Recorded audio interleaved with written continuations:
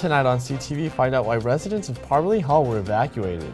And ask Catholic students what Notre Dame means to them. And see what these adorable pups were doing on the plaza.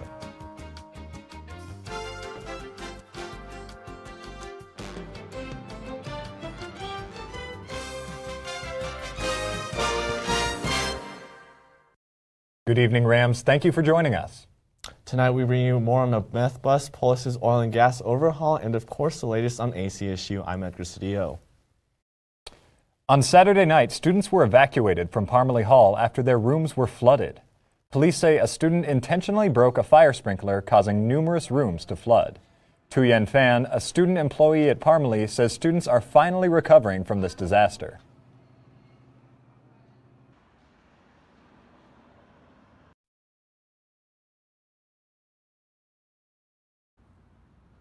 CSU police are continuing their investigation to find out who is responsible for this incident. According to the CSU Parents and Families Facebook group, many students who were affected had nowhere to sleep, and some even resorted to sleeping in their cars. Tony Miyamoto, the director of CSU Housing and Dining Services, told the Coloradoan more than 500 students were evacuated. The world watched in awe as Paris's iconic Notre Dame Cathedral was ablaze yesterday. The 850-year-old cathedral caught fire at about 6:45 local time. Today, Ram Catholic told me that what Notre Dame means to them. In a world-famous cathedral which was built in the 13th century and survived destruction from the French Revolution and both World Wars, was engulfed in flames on Monday night. People from across the world, including here at CSU, recounted what they saw. It's definitely heartbreaking. Just to see such a beautiful church that's burning down. It holds so much history for the Catholic Church. The cathedral, which was undergoing renovations to its roof, suffered moderate damage. On the inside, many priceless relics, including the famous crown of thorns, which was believed to be worn by Jesus, was saved during the fire. I feel like it's bringing the church closer together through Holy Week, and I think that's really beautiful. For Catholics around the world and in France, the fire in Notre Dame comes during Holy Week, just days before Easter. I think it's a real tragedy, especially during Holy Week. There's many relics in that church, and it's almost 900 years old. Many people from around the world and different religions came together to support Catholics, and many across social media shared their memories from their visit to the cathedral. I really hope that people have the humility and kindness to reach out during this time, especially during Holy Week, because as Catholics we want to give the best to everyone else. In a troubling time for the Catholic Church in France and across the world, many hope that the symbolism of Easter and the resurrection reigns true during this time. Yeah, just even to see God's light through the fire and see everyone coming together. In the coming days, the bells at Notre Dame will toll, and other churches from across the world will also toll their bells in a show of solidarity days before the biggest holiday for Catholics and Christians. Support from around the world is already pouring in. France's President Macron says he hopes to have the cathedral restored within 5 years. And according to CNN, the University of Notre Dame will be donating $100,000 to the cathedral's restoration. The election results for the next student body president and vice president of CSU and leadership for ASCSU were announced last week. Reporter Ren Wadsworth has all the details. The 2019-2020 student government leadership was announced on Thursday evening. After the long race between the candidates, the results were anticipated and students poured into the Senate chamber for the outcome. Blake Alfred was declared as the next Speaker of the Senate for the Associated Students of Colorado State University. Excited to be serving as Speaker of the Senate for the 2020 term. I think this is a fantastic race with a bunch of candidates, and I think that in the end the students had their voice listened to and their voice was taken, and they made me Speaker of the Senate. So I'm really excited. There's a lot of work we have to do, and I'm looking forward to this year. Here's the final one, the one you've all been waiting for. Drum roll, please. Benjamin Amundsen and Alex Ferris were announced as the president and vice president-elect for the upcoming school year, with mixed reactions from those in the crowd. To be honest with you, I'd love to consider it a huge victory, but it's actually more of a start to a lot more work that we have to get accomplished at this point. We have some big goals. We want to end U+2. We think we can lower parking costs and bring more spots. We believe no Ram should go hungry, and we have a lot of work to deliver on that promise as well. We believe in you, Rams, and we are so excited and we are privileged that you voted us to serve you. That's perfect. That's great. Thanks. Yeah, thank you so much. Ren Wadsworth, CTV, Channel 11. For more information and election news, you can visit collegian.com. A bill that sparked debate and even recall efforts across the state was signed into law this afternoon. The controversial bill, called Protect Public Welfare Oil and Gas Operations, will overhaul the oil and gas industry in Colorado. Governor Jared Polis signed the bill at 3:30 in the afternoon at the state capitol. The bill would allow local governments to regulate the location of wells, and it would also mandate that state regulators emphasize public safety ahead of promoting oil and gas production. The Poudre School District must relocate a ditch at one of its new school sites. The cost? Between $4 and $6 million. The ditch runs parallel to Prospect Road, and the new school site will be just east of I-25. The city of Fort Collins plans to add extra lanes in order to accommodate increased traffic from the school. However, this puts the ditch too close to the road. This means PSD must move the ditch 40 feet north of where it is now. The district also plans to cover the ditch to maximize the amount of usable land for the school. However, school board member Carolyn Reed has expressed concerns about the cost of covering the ditch. She referenced Eystone Elementary School, where an uncovered ditch is separated from students by a chain-link fence. The ditch is currently located here, north of Prospect Road and east of I-25. The Poudre School District, however, needs to move it 40 feet north, from here to here. The board decided to move forward with covering the ditch, saying the land was too valuable to leave unused. The contract was approved 6-1, with Reed voting no. The climate action group Defend Our Future held a press conference at CSU on Thursday afternoon to discuss the proposed rollback of the federal mercury and air toxin standards. In December, the Trump administration publicized their plan to get rid of mercury and toxic air regulations. The regulations are meant to lower the amount of air toxins emitted by coal-fired plants, including 9 here in Colorado. According to Seth Harrison, CSU Director of Defend Our Future, the rollback would have negative impacts on the public health of women, children, and low-income populations, as well as communities of color. A national meth bust arrest in northern Colorado happened last Thursday when police arrested Richard Todd Henson on a warrant for violation of bail bond conditions, possession of a controlled substance, and other charges. This arrest was part of a larger northern Colorado drug task force investigation. Edgar Josue Gonzalez Macias and Jose Ronaldo Gonzalez Macias were arrested on February 28th for suspected distribution of a controlled substance. Police urge anyone with any information regarding their whereabouts to contact 970-416-2560. A Fort Collins man was arrested on Friday after he brought a knife to a dogfight. 22-year-old Cody McGovern told police he was walking his dog when he and his 61-year-old neighbor, James Morris, argued about McGovern's dog's poop. Morris allegedly threatened to call the property management company, and McGovern said he thought Morris would fight him. McGovern then returned to his home and exited 10 minutes later, brandishing a pocket knife. He said Morris then ran at him, so he stabbed him in the leg. 2 witnesses told police they heard an argument and saw Morris take a step toward McGovern. McGovern was arrested on suspicion of first-degree assault and will appear in court on April 23rd. Lighter dog news. Pups took to the plaza last week to relieve students' distress. Reporter James Clark has the story. If you were lucky enough to be walking through the plaza last Thursday, you might have noticed some unfamiliar faces on campus helping to promote CSU summer session. So we've done pups on the plaza, gosh, I can't even tell, at least 5 years, if not more. The pups are therapy dogs from the HABIC organization on campus. HABIC stands for Human Animal Bond in Colorado, and we are a center here at CSU in the School of Social Work and the College of Health and Human Sciences. And what HABIC does is we train therapy dogs to go into schools and work with kiddos in anywhere from preschool on away to high school, and then or nursing homes, hospitals. We're in the Eating Recovery Center down in Denver, mental health hospitals, those sort of things. Besides promoting summer session, the HABIC pups also hope to brighten students' days. Yeah, I think just petting a dog in your day is like a highlight for sure, and it kind of just helps make the rest of the day better and less stressful. There is no rule that says only dogs can be therapy animals.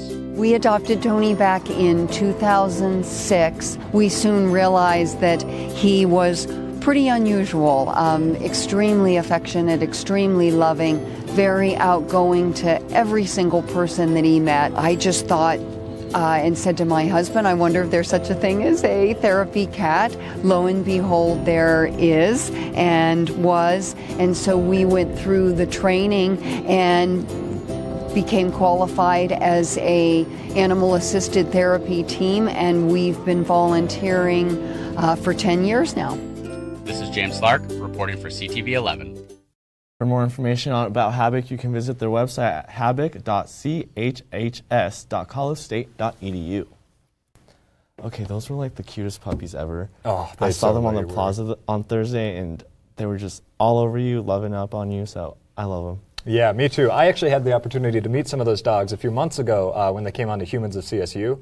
And yeah, I gotta say, those were like some of the most adorable, well-trained dogs. They sat on their owner's lap for the entirety of the interview and just, it was adorable. Oh, I love them. Maybe we can get our boss to have dogs on the show, so we'll see. That'd be great. But that is all we have for News Rams. Don't move a muscle. We will bring you the weather up next. Look at you. You're at the top of your game. You're unstoppable. Nothing can throw you off track. Wait, is that your car? Uh-oh. Yeah, I saw that coming. That will throw you off track. You're looking at around 10 grand in fines, legal fees, and increased insurance rates. Let's try this again. Smart move. Because buzz driving is drunk driving. Well, Thomas, you've got pre-diabetes. But with more exercise and a change in diet, it can be reversed. I've tried exercising. It just makes me hungry for bacon. I love bacon, too. And who really likes to exercise? Not me. Me neither. Nobody. So we're good? What?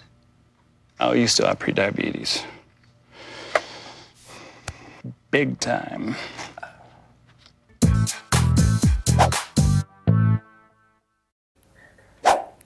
Good evening, and I'm Hannah Willis, your Tuesday night weather anchor. The current temperature outside is a nice 61 degrees, and it is also slightly cloudy outside. The wind is blowing slightly at 8 miles per hour northeast with gusts up to 7 miles per hour. And the sun will set later this evening at 7:40 in the afternoon. A look back on the day shows that it was a nice spring day. It was sunny and just a little bit of clouds with no wind outside at all. The flowers around campus were bright and very spring colored out there, which was really beautiful to see. Going into tonight's lows, we see that the temperature in Fort Collins will reach down to 43 degrees, and along the whole I-25 corridor will remain in the mid-40s and around the state as well. Over in Grand Junction, we'll see things will reach a 45 degrees this evening, and here on the other side of the east side of the state, Burlington will also reach 45, and Lyman will reach 39, with down here at Lamar reaching 44. Going into tomorrow's highs, we see that Fort Collins will warm up to 60 degrees tomorrow, and along the I-25 corridor, it'll remain in the high 50s and 62 down in Pueblo, and 65 over here in Grand Junction. And going over to the east side of the state, things will remain relatively the same temperature as well, with Burlington reaching a 63 degrees. Going into tomorrow's forecast, the high will warm up slightly at 65 with a low of 41, and it'll be cloudy outside as well. The wind will be picking up a little bit, up to 13 miles per hour, and the humidity will be at 44 degrees. The sun will set just a little bit later at 7:53. Now going into the 5-day forecast, we see that Thursday will bring some wind, but things will warm up Friday and Saturday, with Friday reaching a temperature of 76 and Saturday reaching a temperature of 75.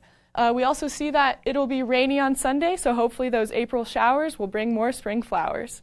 Thanks for tuning in to weather. Up next, Jess and Tara bring on Vice President from the baseball team in their interrupted picks.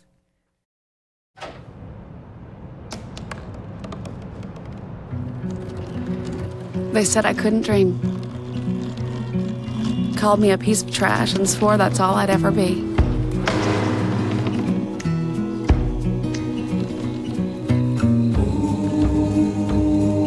Said a bottle couldn't see the ocean.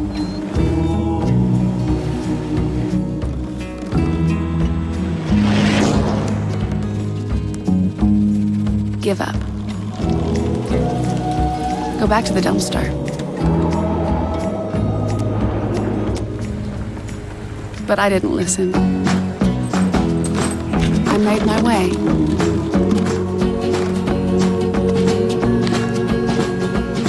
And now, I am what I've always wanted to be.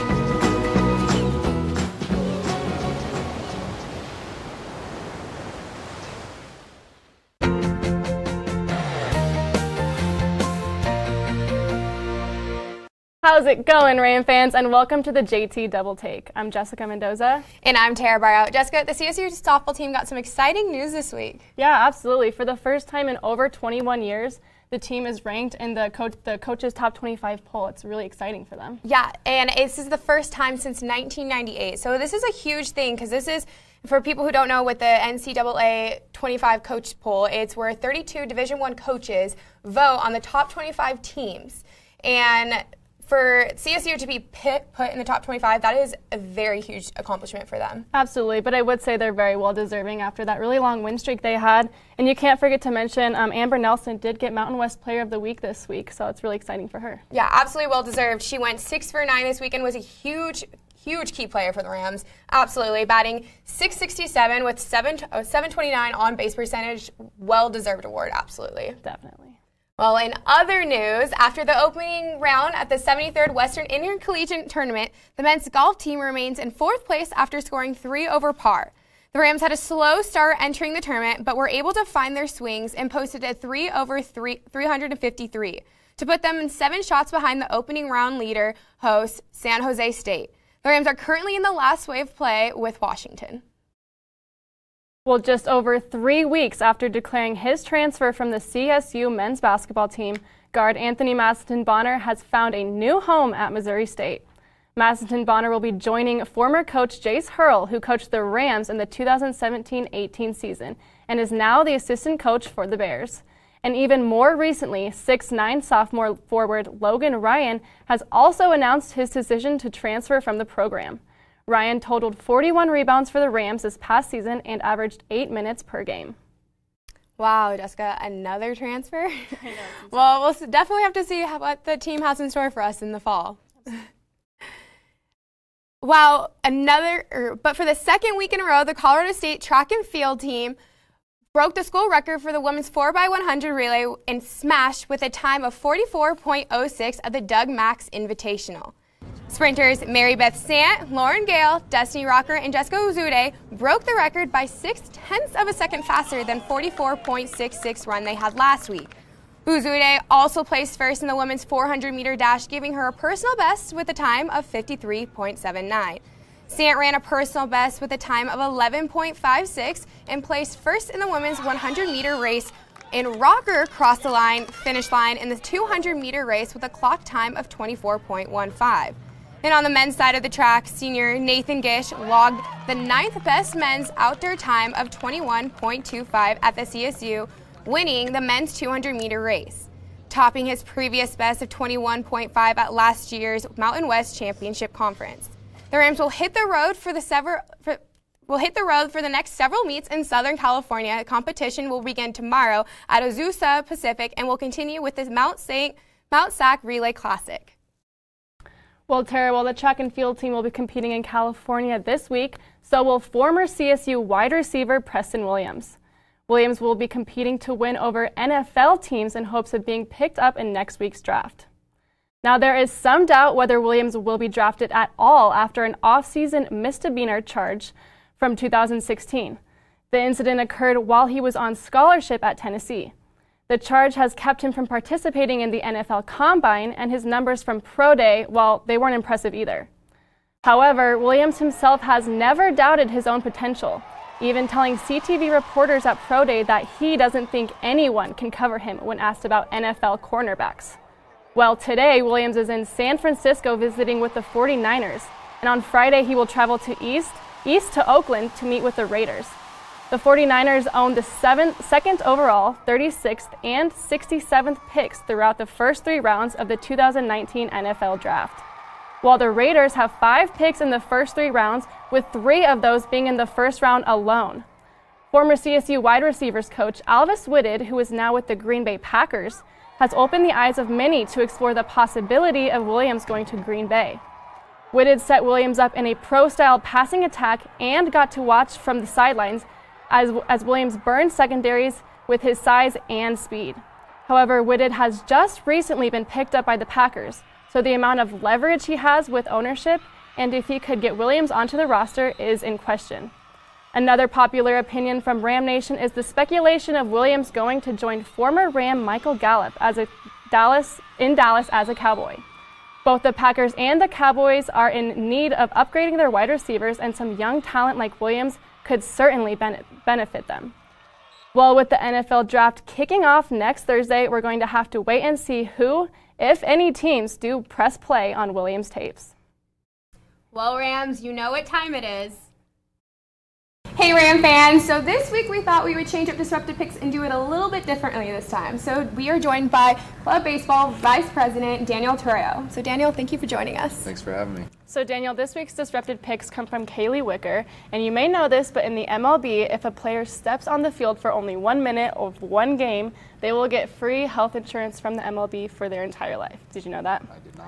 So our question this week is, do you think that that same kind of rule should be implemented for the NFL, who's been under a lot of heat lately for all of their concussion issues lately? I definitely agree. I think that anyone that steps on that field and suits up in the pads or helmets and is making contact should be able to have, health insurance and take care of their bodies because they're risking their bodies for their job. Even if it's just for one minute of one game? Yeah? 1 millisecond. Do you think that should be something that's implemented in every league? I definitely think so. I mean, sports is a high risk, high injury sports. I mean, all sports are. So I think health insurance should be provided for all of those that are participating in any sport. Well, it was really awesome to have Daniel join us for the Disrupted Picks this week. But Tara, I don't know if I completely agree with his opinion. I think it's great that the MLB has this rule in place where their retired athletes will get free health insurance from the MLB, but I don't know if that's something that all sports should have. I definitely think that's something that the NFL should pick up since they've been under a lot of heat lately, but I don't know if you should be required to be paid by your league for just swinging a golf club once or swinging a tennis racket once. I think it should be more of those contact sports like football. Yeah, and I definitely agree with that.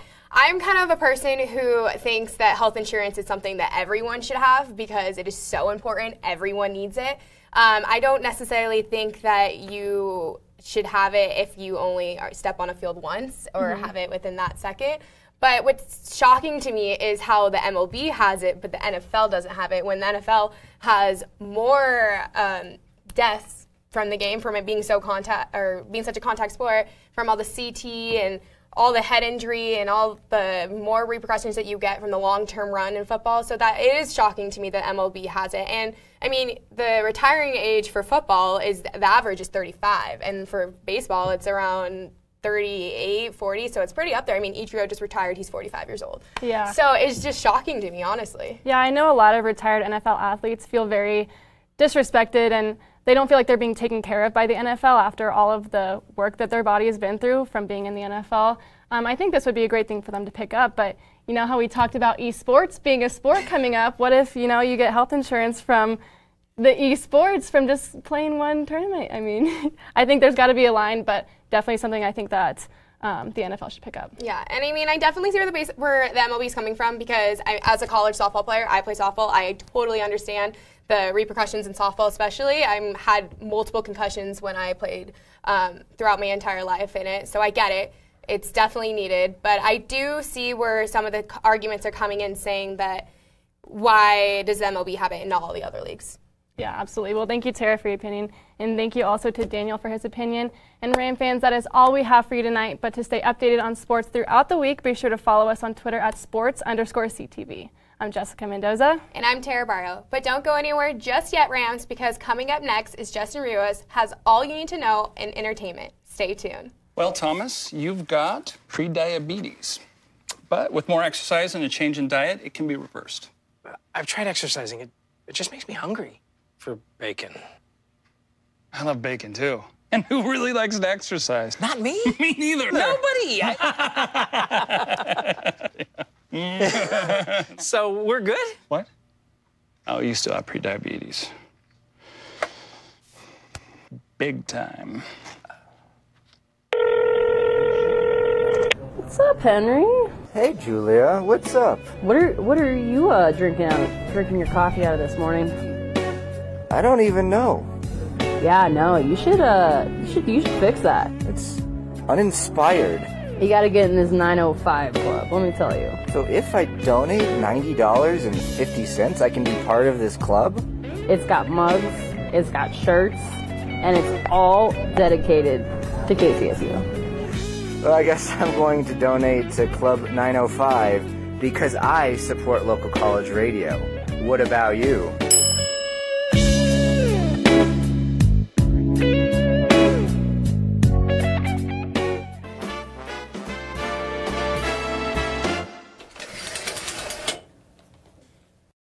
Good evening, Rams. I'm your entertainment guru, Justin Rios, here to guide you through your Tuesday dose of entertainment.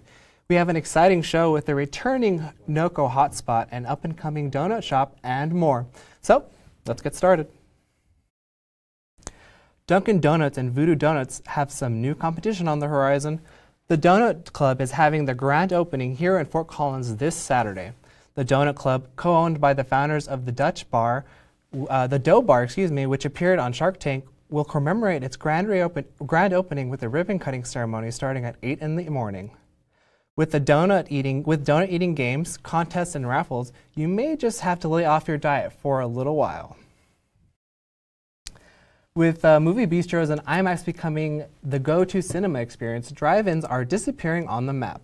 However, there's definitely something to be said about the outdoor, personal movie-going experience that faux leather and packed seats can't ever compare to.